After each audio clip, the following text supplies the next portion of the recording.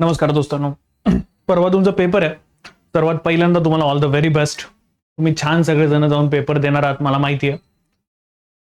एक एक्सपिरियन्स असतो जो आपल्याला आपल्या सिनियर्स कडनं मिळत असतो किंवा एक एक्सपिरियन्स असतो की जो कदाचित आम्ही पण घेतलेला आहे.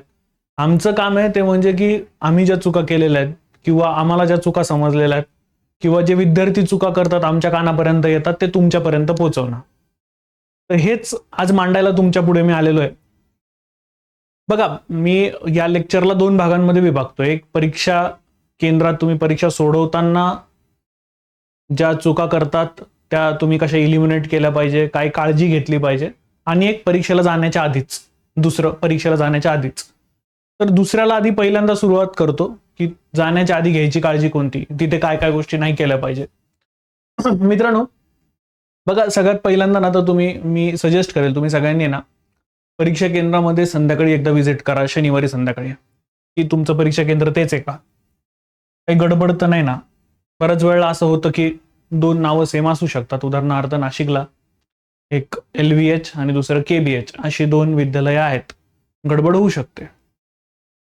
तर ती गडबड टाळण्यासाठी सगळ्यात पहिली करण्याचे काम आहे ते म्हणजे की एकदा तुम्ही शनिवारी संध्याकाळी व्हिजिट करून या की माझं हेच परीक्षा केंद्र आहे ना आणि इथेच माझा पेपर आहे ना. दुसरं अजून महत्वाचं ह्याच्या पुढचं ते म्हणजे लक्षात घ्या की तुम्हाला सगळ्यांना 1.5 तास आधी पोहोचायचं आहे. म्हणजे तुम्ही 8:30ला तिथे कोणत्याही कंडिशन मध्ये पाहिजे. अकॉर्डिंगली सॅटरडेला म्हणजे शनिवारी सगळीच्या सगळी तुम्ही परेड करून बघा स्वतःची, किती वेळ लागतोय, कसा लागतोय. एस्पेशली मुंबईत राहणाऱ्यांनी खूप काळजी घ्या.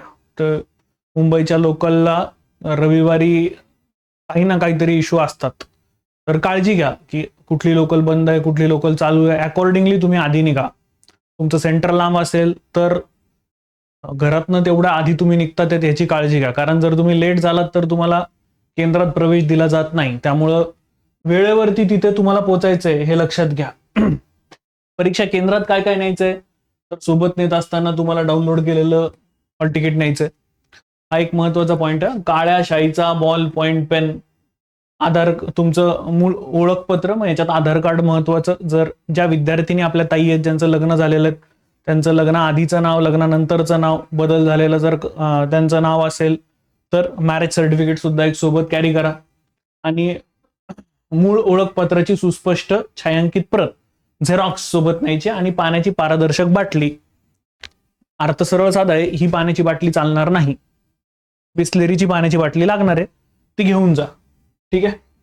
नेक्स्ट, डिजिटल वॉच चालणार नाहीये तुम्हाला. बाबा आदम के जमाने की वॉच चलेंगे, हे चालणार नाही, लक्षात ठेवा. पुढे जाऊया. आता हा जो पेन आहे तुमचा त्याच्याबद्दल मी एक सांगून ठेवतो. किमान 2 पेन. आता तुम्ही माझा व्हिडिओ बघतात, व्हिडिओ बघितला कोरा करकरीत पेन घेऊन जाऊ नका. कोरा करकरीत पेन तिथे नेल्यानंतर आहे ना गोल काढायला वेळ जातो. तो पेन बोथट करा आधी. बोथट करा म्हणजे जरा वापरा त्याला. त्याच्यावरची व्हाईट कलरची नीप असते ती काढा. त्या पेनाला जरा बोथट करा. तो बोथट केल्यानंतर बघा तो पटापट चालेल. तुमचे गोल आहे ना लवकरात लवकर होतील. ठीक आहे.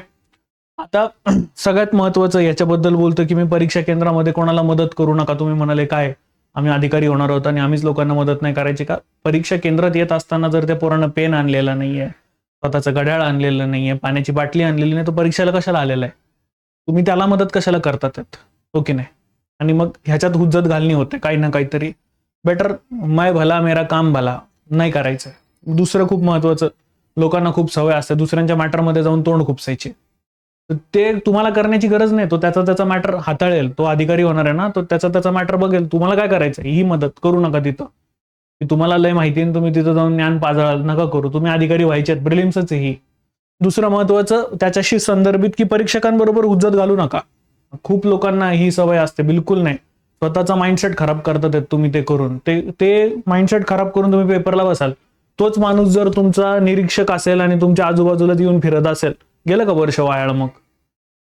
ते गडबडतं डोकं. त्याच्यामुळं हे टाळा. याच्यात काही राम नाहीये, ते करण्यात काही मजा नाहीये. आता आजचा जो टॉपिक आहे त्याच्याकडे मी वळतो. सगळ्यात पहिल्यांदा ते म्हणजे OMR. परीक्षा केंद्रात जर तुम्ही सगळ्यात जास्त कोणत्या गोष्टीला जपायचंय तर ती आहे OMR. हिच्यावरचा डेटा नीट फिल करा.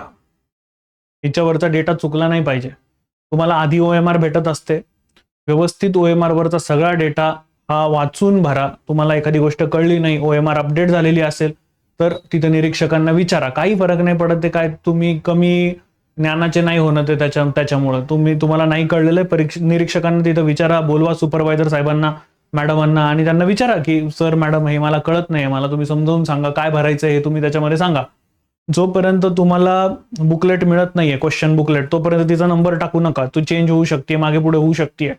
ठीक आहे. त्यामुळे OMR ला तुम्हाला व्यवस्थित भरायचं हे नीट लक्षात ठेवा. आणि गोल काळं करण्याची पद्धत ही चुकीची पद्धत आहे. इनफॅक्ट जर तुम्ही 2 गोल काळे केले तर तुम्ही निगेटिव्ह मध्ये जाणार आहात. त्यामुळं खूप काळजी घ्या. पुढे मी बोलणार आहे की कधी आपण टिक केले पाहिजे. कंबाईन मध्ये तसा प्रश्न वाचून झाला की लगेच टिक कर, वाचून झाला की लगेच टिक कर, ही पद्धत बरोबर आहे. पण राज्यसेवेत ती करण्याची गरज आहे का? जरा 5 मिनिटांनी बोलूया. हे चुकीच्या पद्धतीत. बरोबर पद्धती कोणती आहेत? ही अशी, ही पद्धत बरोबर आहे. अशा प्रकारे तुम्ही गोल काळा केला पाहिजे. गोल चुकीच्या पद्धतीत काळे करू नका. नेक्स्ट, आता सगळ्यात पहिल्यांदा जेव्हा तुम्ही जाऊन बसतात ना, तेव्हा जीएसच्या पेपरला एक लक्षात घ्या, खूप वेळ मिळतो, भरपूर वेळ मिळतो. तुम्हाला प्रश्न सोडवू ना एवढी सवय झाली ना आता, तुम्ही लिहून घ्या माझ्याकडनं, 10 ते 11 मध्ये तुमचा पेपर वाचून जाईल. 9 तारखेला तुम्ही 11 वाजता मला माझी आठवण काढत बसाल, अरे सौरभ सर बरोबर बोललेले होते, 11 वाजता पेपर वाचून झाला, आता काय करायचं. त्यामुळे निवांत जा, निवांत पेपर वाचा, काही फरक नाही पडत आहे. पहिल्या रिडिंग मध्ये तुम्हाला पेपर व्यवस्थित कळला पाहिजे. आता एक अजून प्रश्न म्हणजे की तर किती प्रश्न अटेम्प्ट करू. 2011 माझा पहिला अटेम्प्ट होता. मला आठवतं की UPSCचा पेपर सोपा होता. ज्या वर्षी पॅटर्न बदलतो त्या वर्षी पेपर सोपा असतो. 2025 ला पॅटर्न चेंज झालेला आहे. देव करो असंच हो, माझ्या लेकरांना पेपर सोपा येऊ दे आणि त्यांनी जास्तीत जास्त प्रश्न अटेम्प्ट करू दे. पॅटर्न बदलला त्या वर्षी पेपर सोपा असतो, पण मग जर या वर्षी अवघड आला तर. त्यामुळं जे कोणी लोक तुम्हाला सांगतात की भाऊ बिलकुल 50 ते 60 ऍक्युरेट अटेम्प्ट झालाच पाहिजे, टॉपर बघ 100 पैकी 100 अटेम्प्ट करतात, तर थांबा.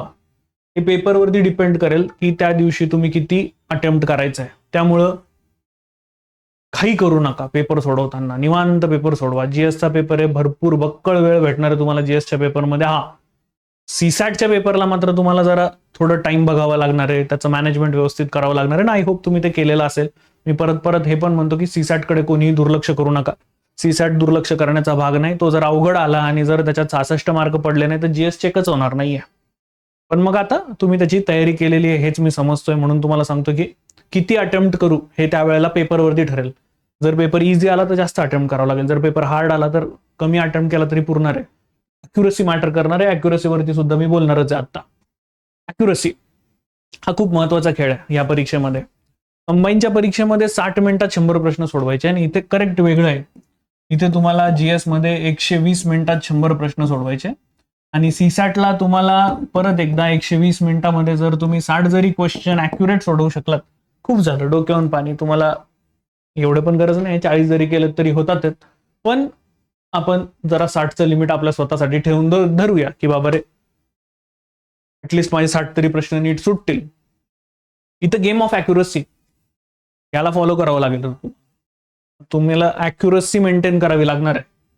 लक्षात घ्या, जास्तीत जास्त प्रश्न अटेम्प्ट करा ना तुम्ही, मान्य आहे मला, पण त्याच्यात अॅक्युरसी पण असली पाहिजे.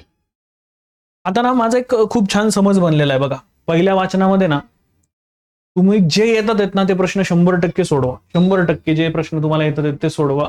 तुम्हाला माहिती आहे की समजा असा क्वेश्चन आला की स्पेशल इकॉनॉमिक झोन जन्म या वर्षी झाला. पहिला special economic zone Kandla Gujarat या ठिकाणी होता. मग खाली ऑप्शन्स तुम्हाला 100% माहिती आहे, दोन्हीच्या दोन्ही स्टेटमेंट बरोबर आहे, बरोबर करून मोकळे व्हा, काही प्रॉब्लेम नाही. जे 100% माहिती आहे तेच सोडवा पहिल्या अटेम्प्ट मध्ये. ठीक आहे.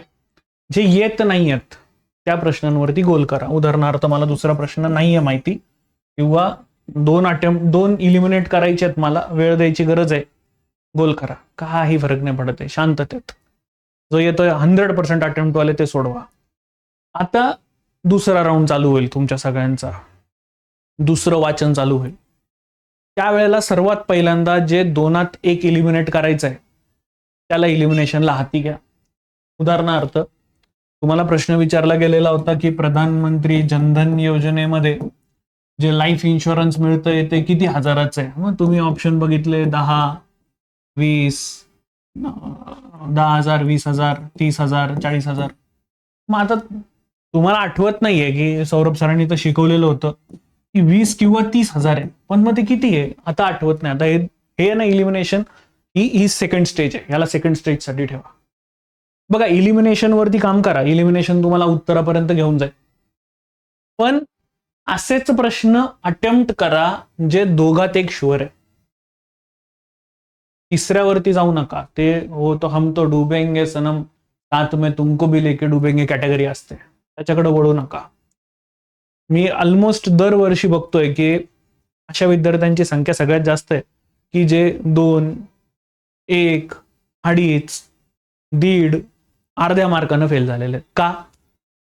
हे अटेम्प्ट आणि ज्यांनी सगळ्यात महत्वाचा एमपीएससीचा खेळ तो म्हणजे निगेटिव्ह मार्किंगला समजून नाही घेतलेलं आहे. दणकावून 100च्या 100 अटेम्प्ट करून यायचे, तीच आहे ते. माहितीच नाही त्या प्रश्नाबद्दल, तुम्ही अटेम्प्ट करत सुटतात. गेस काहीतरी असेल, नाही यार हे इथं तरी हा तरी गेस आहे, म्हणजे हे असं काही असेल तर ठीक आहे, तुम्ही 100च्या 100 अटेम्प्ट करून याल तर नाही, ते चुकीचं आहे. तुम्ही काहीतरी गडबड करत. हा, ज्यांचा अभ्यास आहे त्यांनी करा नक्कीच 100%. ज्यांचा अभ्यास नाही त्यांनी गेसवर्क नसताना 100 अटेम्प्ट करणं म्हणजे चुकीचं आहे. दुसऱ्या वाचनानंतर घाई करू नका, म्हणजे तुम्ही तिघात एक निवडू नका, हे सगळ्यात चुकीचं आहे. तिघात एक निवडणं, एकच इलिमिनेट होत आहे की हा 100% नाही, पण या तिघांमधनं एक कोणता तरी असणार आहे, ती गडबड आहे, त्याला निवडू नका. तुम्ही शांततेत त्या प्रश्नाकडे कानाडोळा करा. नेक्स्ट, प्रश्नाचे प्रकार समजून घ्या. जोड्या लावा. जसं मी जर दरवेळेला म्हणतो की जोड्या लावामध्ये आतापर्यंत माझा एक्सपिरियन्स आहे की खालून जर वाचायला सुरुवात केली, म्हणजे समजा असं ABCD 1 2 3 4 आणि मग तुम्हाला ऑप्शन दिलेले आहेत, तर जर तुम्ही खालून वाचायला सुरुवात केली की डीचं 3 आहे, तर डीचं 3 हे इथे ना मॅच व्हायला लवकर मदत होते. मग जोड्या लावायला खालून वरती वाचत जाणे. गाळलेल्या जागा, हे काय गेलेल्या जागा झालं का? आय एम सॉरी, हे गाळलेल्या जागा पाहिजे. अरे पूर्णच गडबड आहे. हे गाळलेल्या जागा पाहिजे, गाळलेल्या जागा. ऍसर्शन रिझन, आता ऍसर्शन रिझन तुम्ही वाचत बसू नका. ऍसर्शन रिझन मध्ये तुम्हाला माहिती पाहिजे ए करेक्ट आहे, आर करेक्ट आहे, ए आणि आर करेक्ट आहे, आर हे याचं करेक्ट स्पष्टीकरण आहे, किंवा मग यांच्यातलं काहीतरी इनकरेक्ट आहे, असे ऑप्शन्स असतात. तर ते तुम्हाला माहिती पाहिजे. मोठे प्रश्न ज्याच्यात जास्त विधान आहेत, ह्याच्यात तर तुम्ही कम्प्लिटली इलिमिनेशन वरती डिपेंड राहायचं आहे. तर हे प्रश्नांचे प्रकार आहे. अकॉर्डिंगली तुमची स्ट्रॅटेजी पण ठरली पाहिजे की या प्रश्नासाठी माझी ही स्ट्रॅटेजी, या प्रश्नासाठी माझी ही स्ट्रॅटेजी, जसं आपण जोड्या लावांसाठी केलेलं होतं अगदी तसंच. Next, CSAT. मित्रांनो, म्हणजे आता ह्याच्यात बघा, सीसॅट तुम्ही सोडवत असताना पीएचडीएम कुठे बघा, नीट तुम्ही आधी ती विधानं वाचून, पहिले इन्स्ट्रक्शन वाचून घ्या, त्याच्यात पीएचडीएम बघून घ्या. सुरुवात पीएचडीएम पासून करा. प्रॉब्लेम सॉल्व्हिंग, डिसिजन मेकिंग, त्याच्यात तुम्हाला निगेटिव्ह मार्किंग नाहीये, त्याच्यामुळे झिंगाला आलाय, आधीच प्रश्न ते अटेम्प्ट होऊन जातील, तर श्युअरिटी राहते की ठीक आहे अरे आता म्हणजे एवढे प्रश्न झालेले आहेत, आता एवढे अटेम्प्ट करायचे आहेत असं. नेक्स्ट, तुमचा क्रम ठरवणं पण गरजेचं आहे. कॉम्प्रिहेन्शन मध्ये असू शकतं एखादा व्यक्ती कमी पडतोय, मग तो रिझनिंग मध्ये काही चांगलं करतोय का, किंवा मॅथ्स मध्ये काही चांगलं करतोय का, किंवा मॅथ्स मध्ये गडबड करतोय तर मग रिझनिंग आणि कॉम्प्रिहेन्शन मध्ये काहीतरी चांगलं करतोय का. अकॉर्डिंगली तुम्ही तुमचा क्रम जो आहे तो सेट करा, पण हा क्रम डिसाईड झाला पाहिजे शनिवारच्या आधीच. तिथं पेपरला गेल्यानंतर तुम्ही नाही गडबड करू शकत आहे. नेक्स्ट, ज्याच्यात मी खूप जास्त म्हणतो की बाबांनो प्रश्न खूप नीट वाचा. काही शब्द आहेत ते वाचण्यामध्ये आपण गडबड करतो, नसलेले, फक्त, नेहमी, योग्य, अयोग्य, ह्याच्यात आपण खूप गडबड करतो. मग तो प्रश्न तुम्ही वाचला ना, त्याला तुम्ही खालीलपैकी कोणते विधान बरोबर आहे, मग त्या बरोबरला वरती जाऊन टिक करून ठेवा ना. कोणतं विधान चुकीचं आहे मग लगेच स्वतःला चुकीचं करा ना. तिथं काय फरक नाही पडत. तिथे एक्झामिनर एवढं काय घुसून तुमच्या पेपरमध्ये बघत नाहीये. तिथे तुम्ही थोडंफार रफ वर्क केलं तरी चालतंय, पण अगदीच पेपर सगळा नक्षीकाम करून ठेवू नका. थोडंफार त्याच्यामध्ये रफ काम नक्कीच चालतंय. नेक्स्ट, सर्व पर्याय वाचा. काही असतात, उतावळा नवरा गुडघ्याला वाशिंग. दिसला, हाय सेज वरती क्वेश्चन आहे, चला 1965 बघा, दिसला का कुठे? अरे बाबड्या, सेज 2005 आहे, ते EPZ आहे, एक्सपोर्ट प्रोसेसिंग झोन वेगळं, सेज वेगळं. हे आपले उतावळा नवरा गुडघ्याला वाशिंग सुटतात नुसते. तसं करू नका. सगळे पर्याय व्यवस्थित वाचा. 2 पर्याय जवळपास सारखे असू शकतात, हे 100%. मी तुम्हाला त्या दिवशी एक प्रश्न मनरेगावरचा दाखवला की मनरेगाच्या प्रश्नामध्ये एकदम सारखेपणा होता की वर्षातून 100 दिवसांचा रोजगार, त्याच्या खालचा स्टेटमेंट वर्षातून 100 दिवस मात्र कुटुंबातील सर्व व्यक्तींसाठी, त्याच्या खालचं वर्षातून 100 दिवस कुटुंबातील एका व्यक्तीसाठी. आता याच्यात गडबड आहे. बघितल्याबरोबर 100 दिवस, वर्षातून 100 दिवस रोजगार आपण धरून टिक करून टाकतो, खालचं बघत नाही. असं नका करू. गडबड नका करू. मग आपल्याला चुकीला वाव नाहीये, आपल्याकडं तेवढे वर्ष नाही आहेत, आपल्याला याच वर्षी पास व्हायचंय. त्यामुळे मग प्रश्न जे आहेत ते तुम्ही व्यवस्थित वाचा, सर्व पर्याय व्यवस्थित बघा. सीसॅटला वेळेचं नियोजन खूप जास्त महत्वाचं आहे. सीसॅट कडे दुर्लक्ष करू नका दोस्तांनो, खरंच सांगतोय मी स्वतः बऱ्याच विद्यार्थ्यांबरोबर बोलल्यानंतर सांगू शकतो की सीसॅट कडे केलेलं दुर्लक्ष हे तुम्हाला घेऊन डुबू शकतंय. पेपर अवघड आला किंवा त्यावेळेला तुमची टेंडन्सी व्यवस्थित नसेल, काही गडबड झाली असेल तर सीसॅट तुम्हाला घेऊन डुबेल. त्यामुळे कृपा करा आणि सीसॅट कडे दुर्लक्ष करू नका दोस्तांनो. एका प्रश्नावरती सीसॅट मध्ये जास्त वेळ घालू नका आणि शंका जर तुम्हाला त्या प्रश्नाबद्दल असेल तर तो प्रश्न नक्की नंतरच सोडवा. आणि ह्याबद्दल तर मी नेहमी म्हणतो, वरीलपैकी सर्व हे म्हणजे बुलाती मगर जाने का नाही ऑप्शन मध्ये तुम्हाला वरीलपैकी सर्व दिसलं तर प्रश्न नीट वाचाच वाचा. गडबड असू शकते त्याच्यामध्ये. प्रश्न नीट वाचा तिथे. तो वेळ द्या. राज्यसेवा पूर्व परीक्षेमध्ये प्रचंड वेळ भेटणार आहे. मी तुम्हाला खरंच सांगतोय, जे लोक आता इथपर्यंत व्हिडिओ बघत आलेले आहेत तर त्यांना स्पष्ट सांगतोय, तुम्ही नंतर एक झोप काढाल एवढा वेळ भेटतो तुम्हाला. बेंचवरती झोप काढाल. तुम्ही लिहून देतो मी तुम्हाला. पेपर झाल्यानंतर तुम्ही मला मेसेज करून सांगाल की सर तुम्ही बरोबर बोललेले होते, मला झोपायला वेळ भेटला होता, एवढा लवकर पेपर झाला होता माझा वाचून. त्यामुळे वेळ भेटणार आहे. जास्त लोड घेऊ नका. ते प्रश्न सगळे नीट वाचा, ठीक आहे, आणि मगच अटेम्प्ट करा. उत्तरपत्रिका सादर करण्यापूर्वी पुनर्विलोकन करा, रिव्ह्यू करा. उरलेला वेळ सर्व उत्तरं तपासा. जीएस मध्ये भरपूर वेळ मिळतो, त्याच्यामुळे OMR कधी भरायची आहे याचा विचार तुम्ही करा. तुमची इच्छा असेल नाही प्रश्न वाचून झाल्यानंतर मला गोल करायचं करा. तुमची इच्छा असेल नाही मी फक्त वाचून घेतो नंतर गोल करण्याकडे जातो, तसं करा. तुमची इच्छा असेल नाही शेवटी करतो, शेवटी करा. काही फरक नाही पडत आहे. भरपूर वेळ मिळतोय. पण फक्त त्याला काहीतरी डेड लिमिट ठेवा की 10चा पेपर आहे, मला 12ला द्यायचा आहे, ऍटलिस्ट मी 11:30ला गोल करायला घेतो हातामध्ये, ठीक आहे. नेक्स्ट, विशेषतः वर्ष आकडेवारी नसलेले असलेले योग्य पर्याय हे तुम्ही परत एकदा पण बघून घ्या. पेपर बघा आणि देन मग शेवटी अटेम्प्ट करा. त्याच्याशिवाय अटेम्प्ट करू नका. असं असू शकतं की कशात ना कशात तरी तुमची गडबड जी आहे ती होईल. तर हे सगळे मला वाटणारे महत्वाचे मुद्दे आहेत. नक्कीच तुम्ही पेपर छान सोडवणार आहात मला माहिती आहे. आणि तुम्ही सगळेजण यावर्षी मुख्य परीक्षेला सरावासाठी आपल्या PW वरती असणार आहात हे देखील मला माहिती आहे. तर मी आता इथे थांबतोय. परत एकदा तुम्हाला सगळ्यांना खूप साऱ्या शुभेच्छा. देव तुम्ही मागता ते ती यावर्षीची पोस्ट देव, त्यासाठी देव तुम्हाला यावर्षीची प्रिलिम्स खूप चांगल्या मार्कांनी पास करो ही माझी इच्छा. तो कट ऑफ फक्त आपला निघू दे आणि मी त्या मेन्सच्या यादीमध्ये असू दे यासाठी आत्ता प्रयत्न. आणि त्यासाठी तुम्हा सगळ्यांना खूप साऱ्या शुभेच्छा. मी थांबतो. जय हिंद.